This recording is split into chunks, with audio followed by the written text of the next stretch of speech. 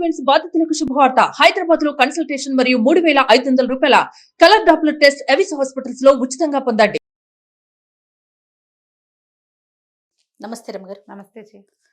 రమగారు, మనుషులు మనం ఏదో ఒకటి ఎప్పుడో ఒకసారి ఎదుటి వారికి ఇబ్బంది కలిగేలాగాను, లేకపోతే వాళ్ళు హర్ట్ అయ్యేలాగాను తెలిసి కూడా కొన్ని తప్పులు ఇవన్నీ చేసేస్తాం. ఇవన్నీ మానవ సహజం కదా.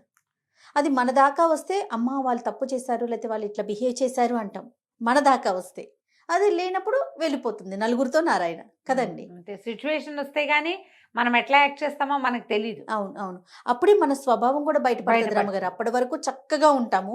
ఏదైనా సిచ్యువేషన్ అంటే ఏదైనా బ్యాడ్ ఇన్సిడెంట్ జరిగినప్పుడే ఓహో వీళ్ళు ఇలానా అనే విషయం బయట వాళ్ళకి తెలుస్తుంది కానీ వీళ్ళు ఇలానా అని అనకూడదు జయ. అనకూడదు. ఆ స్థితిలో ఉంటే ఎవడైనా అలానే ఉంటాడు అంతే. ఇప్పుడు స్వభావాల్లో కాదు పరిస్థితుల్లో ఎక్కువగా ఉంటుంది జయ. అది పరిస్థితిని బట్టి ఆధారపడి ఉంటుందా? పరిస్థితిని బట్టే. మనం మనుషులం కదా, సాధ్యమైనంత ధర్మంగా న్యాయంగా పరోపకార బుద్ధితోటి వెళ్తూ ఉంటాం. ఏదో ఒకటి వస్తుంది, మనమా ధర్మమా అంటే పరిస్థితిని బట్టి మనమే గెలుస్తూ ఉంటుంది. ధర్మం గెలిచే కాలం కాదు ఇది. అసలు మానవ స్వభావమే కాదు జయ. పరీక్షిత్ మహారాజు ఎవరు ఈయన? మహాభారత యుద్ధం సమయంలో జన్మించినవాడు. పాండవులు పరమధర్మాత్ములని భగవంతుడే వాళ్ళ పక్కన నిలబడి వాళ్ళ రాజ్యాన్ని వాళ్ళకి ఇప్పించాడు. అవును, వాళ్ళ మనవడు. ధర్మయుద్ధంలో అధర్మంగా చంపబడిన అభిమన్యుని కుమారుడు. భూమండలం మొత్తానికి ఏకఛత్రాధిపత్యంగా పరిపాలించిన చక్రవర్తి పరీక్షిత్తు. ఈయన ఒక మహర్షిని దారడిగి ఆయన రియాక్ట్ కాకపోతే ఒక ఉద్రేకం పట్టలేక ఒక చచ్చిన పావునెత్తి ఆయన మీద పడేశాడు. అలాంటివి ఎన్ని చూసుంటాడు. అంతే. ఈ చిన్న పని ఎందుకు ఉద్రేకం కలిగింది? మానవ స్వభావం అంటారు దాన్ని. పరీక్షిత్తుని మించిన వాడు ఎవడూ లేడే అప్పుడు ఆ కాలంలో. అవును, మహాధర్మాత్ముడు, అత్యద్భుతమైన ప్రభువు. ఎందుకు చేశాడు? సహజమైన ఉద్రేకం. అంతే, మానవ సహజం. మానవ స్వభావాలు ఎప్పుడు కూడా ఇసలు మనం జడ్జిమెంట్ వాళ్ళు వాంటెడ్లీ కావాలండి తప్పులు చేసేవాళ్ళు కొంతమంది ఉంటారు సహజంగానే. నేను ఇలాగ చేస్తా ఏదైతే అదవుతుందని తెగబడి చేసేవాళ్ళు. అందరూ తెగబడరు. తప్పులు చేసిన వాళ్ళందరూ తెగబడ్డారని అనుకోకూడదు మనం. ఓకే. ఆ సమయానికి ఇంకేం దారి లేక చేస్తారు. మానవ స్వభావం అటే లాక్కెళ్తుంది వాళ్ళని. అంతే అంతే. ఒక కథ చెప్తాను, చాలా బాగుంది, అది నాకు నచ్చింది. ఒక ఊళ్ళో దానయ్య అని ఒక మంచి బుద్ధి కలిగిన ఆయన ఉండేవాడట. చిన్న 50-60 సెంట్ల పొలం, అంటే ఒక కుంట పొలం ఉందనుకో. భార్య పిల్లలు. భార్య కూడా కొంచెం మంచి బుద్ధి కలిగింది. ఈ పిల్లలు కలిగినప్పుడు పిల్లల అనారోగ్యాలప్పుడు అప్పులు అయిపోయినాయి. అప్పుల వాళ్ళు ఎంతసేపు ఇళ్ళ చుట్టూ తిరుగుతూ ఉండేవాడు. భార్య ఎందుట, అయ్యా ఎందుకు వచ్చింది ఈ బాధ, పొలం అమ్మేసి అప్పు తీర్చేసుకుందాం, ఏదో కష్టపడి బతుకుదాం, పొలం ఉంది కదా అప్పులు తీర్చుకునేందుకు ఆసరా, మిగిలిన పావలా 10 పైసలు ఏమైనా ఉంటే దాచిపెట్టుకుందాం ఎవరి దగ్గర, పెద్దవాళ్ళ దగ్గర అని పొలం అమ్మేయమందట. అమ్మేసి అప్పులు తీర్చేసి ఈ గోల మనం పడలేం, పూట పూట ఈ గోల పడద్దు. మనం 10 రూపాయలు సంపాదించినా అది తిండికే సరిపోతుంది కానీ అప్పు కట్టడానికి చాలడం లేదు మనకి అని పదే పదే చెప్పింది. సరే ఈ దానయ్య పొలం అమ్మేద్దామని డిసైడ్ అయ్యాడు. ఇతను అవసరంలో ఉన్నాడని తెలిసేసరికల్లా చుట్టుపక్కల ప్రజలు ఎలా ఉంటారు జయ, నీ అవసరం నీది కాబట్టి తక్కువ కడగాలి. అంతేగా. అవసరం ఈ మాట వింటాం కదా, రెగ్యులర్ గా వింటాం. ఇప్పుడు వీళ్ళందరూ ఏమిటి, ధర్మాత్ములు అంటావా? ఎట్లా అంటాం? మనుషులు. అది ధర్మాత్ములు కాదు, మనుషులు. అక్కడ సిచ్యువేషన్ లో మనం ఉన్నా కూడా అంతే చేస్తాం. మనం ఉన్నా కూడా అలాగే చేస్తాం. ఎవరో ఉంటాడు ఒక ధర్మాత్ముడు. అయితే ఆ ఊళ్ళో సీనయ్య అని కొంచెం ఇంకొక ఆయన ఉన్నాడు. నేను కొంచెం సంపాదించుకున్నాడు. ఆయన ఏమనుకున్నాడు, ఈ దానయ్య ఎక్కడికో వెళ్తూ కనపడ్డాడు. పొలం బేరం పెట్టేవాడు కదా, అది ఏమిటని కనుక్కున్నాడు. కనుక్కుంటే బేరాలు బాగా రావట్లేదు బాబు, నా అప్పులు కూడా తీరినంత తక్కువ వస్తే ఎందుకు, నేను అప్పులు తీర్చుకోవడానికి నేను అమ్మదలుచుకున్నా అని చెప్పాడు. చెప్పేసరికి ఈ సీనయ్య మార్కెట్ రేటు ప్రకారం ఒక 10 రూపాయలు ఎక్కువే వేసి కొనుక్కున్నాడు. ఎందుకంటే పూర్వకాలంలో ఈ దానయ్య అన్న తండ్రులే వీళ్ళకి సహాయం చేశారు. ఏదో బిజినెస్ అప్పుడు డబ్బిచ్చి సహాయపడ్డారు. మనం చేసే సాయం ఏముంది, కొనుక్కోవటమే కదా అని చెప్పేసి ఆయన పొలాన్ని కొనుక్కున్నాడు. కొనుక్కున్నాక ఓ రోజు దానయ్య రోడ్డు మీద పోతూ చెప్పాడు, బాబు ఏదైనా పని ఉంటే చెప్పు సీనయ్య, నేను కూలి పనులకు వెళ్తున్నాను అనేసరికల్లా సీనయ్య అన్నాడు, అయ్యో పొలం అమ్ముకుని కూలి పనులకు వెళ్తున్నావా దానయ్య, ఓ పని చెయ్యి, నీ దగ్గర పొలం తీసుకున్నా, మా పొలాలు దూరం, నీ పొలం నీ వైపు ఉంది, దీన్నే కౌలుకి చెయ్యి, నువ్వు కౌలుకి చేసుకో, నువ్వు పై పనులకు ఎక్కడికైనా వెళ్ళు, ఈ పొలం కౌలు చేస్తే నీకు ధాన్యానికి వెతుకోక్కర్లేకుండా ధాన్యం ఇల్లు చేరుతుంది, మీ ఆవిడ పిల్లలు నువ్వు పై పనులు చేసుకుంటూ ఉంటే మీకు 10 రూపాయలు పై ఖర్చుకు వస్తాయి అని చెప్పేసరికల్లా సరే బాగుందిలే, మన తాత తండ్రుల నాటి పొలం కుంట పొలం చేస్తానని ఒప్పుకున్నాడు.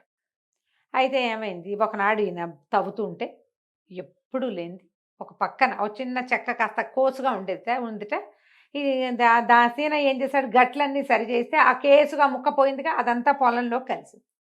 అక్కడ నాగలి తగిలేసరికల్లా ఏదో తగిలింది, నాగలితో దున్నుడికి వెళ్ళేసరికి ఏమిటో అని చూసి తవ్వితే వచ్చాక ఒక రాయి లాంటిది కనపడింది.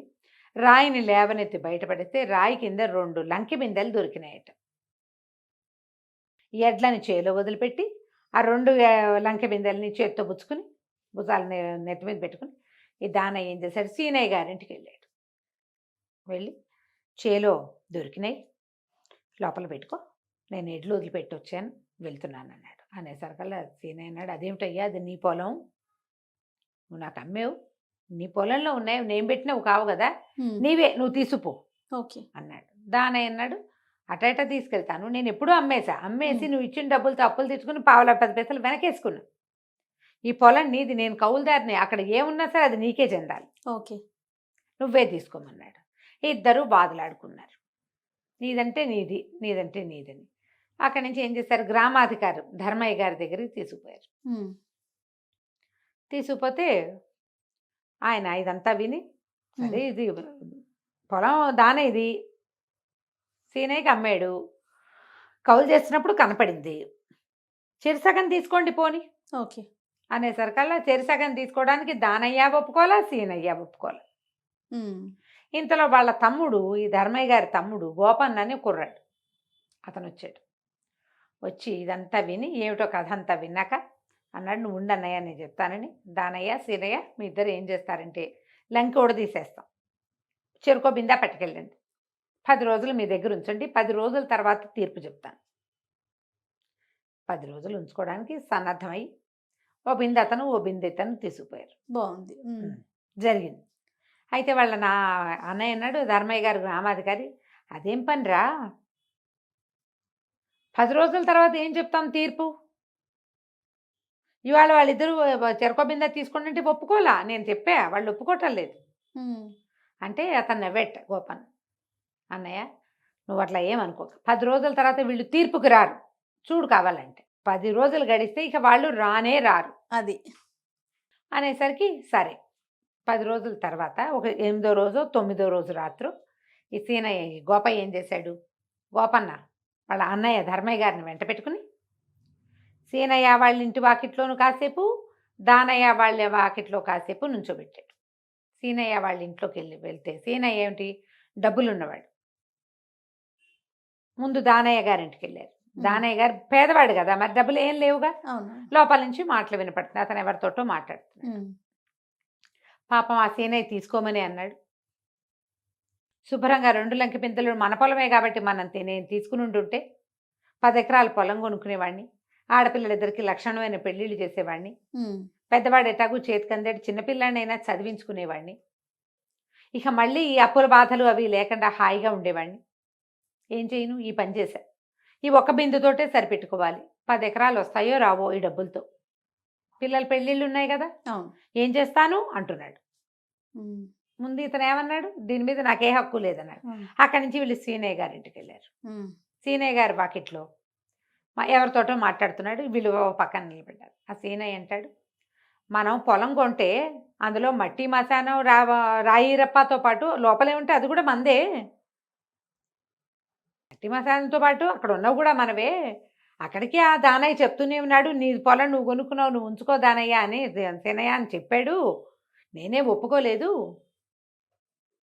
భగవంతుడు ఇవ్వదలుచుకుంటే వాడికే ఇచ్చేవాడు, వాడి దగ్గర ఉండగా ఏనాడు బయటపడలా, నా దగ్గరికి వచ్చాక బయటపడిందంటే నాకు ఇవ్వడానికి సిద్ధపడి ఉన్నాడు, సిరిడా మోకాలడ్డాను నేను, ఇప్పుడు నేను కూడా ఈ ఒక బిందెతోటి సరిపెట్టుకోవాలి, లేకపోతే 2 బిందెలు నా పరం అయ్యేవి కదా అని మాట్లాడుతున్నాడు. ఆశ్చర్యపోయాడు ధర్మన్న గారు. అవురా ఏమిట్రా వీళ్ళు ఇలా అయ్యారు, ఇలాంటి వాళ్ళు మొన్న ఎట్లాంటి మాటలు మాట్లాడారు అంతేగా. అంటే గోపన్న అన్నాడు, కాదన్నయ్య, నువ్వు ఈ జరిగిన సంఘటనలు రెండూ చూసి వీళ్ళ స్వభావాలు ఇంతని నువ్వు అనుకోవద్దు, వాళ్ళ శీలాన్ని శంకించకూడదు. నువ్వు మానవ హృదయాలు ఇలా ఉంటాయి ఉమ్. అంతే. మనుషులు ఒక 10 రోజులు గడిచేసరికల్లా ఆ విషయం మీద అలాగే స్పందించలేకపోతారు. ఉమ్. ఇంతే మనుషులకు సహజం, మానవ సహజమైన సంగతులు. మానవుడు అన్నవాడికి టెంప్టేషన్ తోటే పుట్టాడు మానవుడు. అంతే. వాడు మొదట ఏమన్నాడో దాని మీద శాశ్వతంగా ఉండటం నరమానవుడి వల్ల కాదు. అలాగని వాళ్ళు ఇతరుల డబ్బు కొట్టేసేవాళ్ళు కాదు. వాళ్ళు నీతో మొదట ఏం మాట్లాడారో అదే వాళ్ళు. ఇప్పుడు వాళ్ళ అవసరాలు వాళ్ళ ఆలోచనలతోటి ఈ కొత్తది వచ్చింది. ఉమ్. ఎవ్వరైనా దీని నుంచి ఇదిగా ఉండరు. ఎవ్వరు దీనికి ఇది కాదు, అతీతులు మినహాయింపు. కాదు. దీనికి అతీతులు కాదు. మానవ స్వభావానికి ఎవ్వరూ అతీతులు కాదు. ఎవ్వరిని మనం మినహాయించలేము. రైట్. అవకాశం గనక చేతిలో పెడితే, అవకాశం ఉన్నా కూడా తప్పో పొరపాటో చేయకుండా ఉండేవాళ్ళు 100 కోట్లలో ఒకడుంటాడు. వాడిని చేతకాని వాడు అంటుంది లోకం. అంతేగా. మనిషి అన్నవాడు ఎవడు ఇట్లా చేయుడు ఇట్లా. ఉమ్. అంటే మానవ స్వభావమే ఇలాంటిది అని చెప్పాడు. తర్వాత వాళ్ళిద్దరు తీర్పుకు రాల. ఇంకంతే తమ చెప్పాడు. దగ్గర ఉన్న చెరుకోబింద తమే ఉంచుకున్నారు. ఎక్కడైనా హ్యాపీగా. ఎదురు పడితే అయ్యా బావా బాగున్నావా, ఏం బావా అని మాట్లాడుకునే వాళ్ళు అయిపోయింది. కథ కంచికి మనం నమస్తే రమ్మగారు. నమస్తే.